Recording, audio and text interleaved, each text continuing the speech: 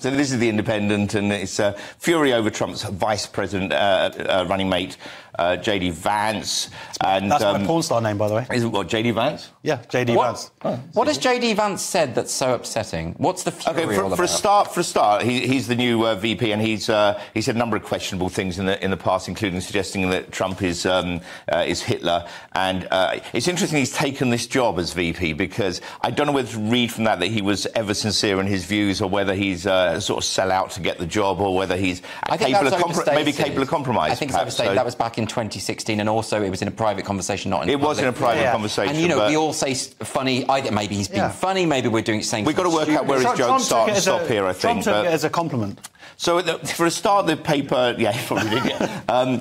The paper does a thing that I hate in media. They do this an awful lot. The 39-year-old... This is how it reads. The 39-year-old said he'd been wondering which truly Islamist country would be the first to gain access to nuclear weapons. The very next paragraph says, I was talking about, you know, what is the first truly Islamist country that will get a nuclear weapon? This is so often that you get this with the media. It says, it's the kind of thing going, we're going to go over to the Prime Minister who said that the Deputy Prime Minister is an idiot, and then you get the Prime Minister saying the Deputy Prime Minister is an idiot. It's like, yes. You just told us word for word what they were going to say, and then he just repeated it. Okay. So why did the media do this? You're more outraged about this than the actual statement. Because this is more outrageous. Carey, let's focus really on the substance rather than the journalistic style. I will not let my anger go so easily. You must dispense with it. Now, look, the thing is, let me be clear about this, because I think it's important to note he is making a joke. It's a joke. It's a joke which actually got laughs. Yeah. So he's really talking about France. Right, the context is absolutely clear. Why are we all getting... Look, the thing about J.D. Vance is he is a bit of a... Well, they describe him as a bit of a bulldog. Yes. He does have a habit of saying temperamental things, which is one of the reasons why he will appeal to Trump. And also, you know, I mean, to give an example, since the assassination attempt, he said that some of the rhetoric by Joe Biden was directly responsible for the shooting, which is not true. But that's ridiculous. But this is what I'm saying, is that he has that kind of quality about him, but he's also extremely intelligent and extremely competent.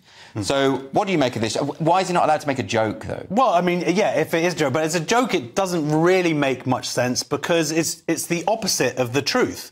Like, there has to be some truth to it, and the reality is that Labour actually has had a problem with Islamists through the election. They lost seats because of it.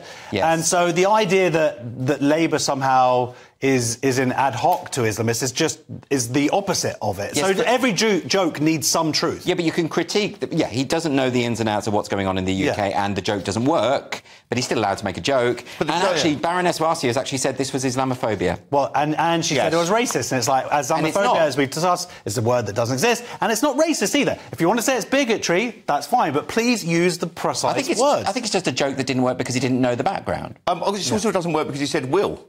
He said which country will be the first to get nuclear weapons, which makes no sense. He could have said which country was the first to get nuclear weapons. We've had nuclear weapons for a very long time, so it suggests we haven't got any. OK, so it's... Right, technically, again, it's a joke that didn't work. No, I can't accept technically wrong jokes. Absolutely not.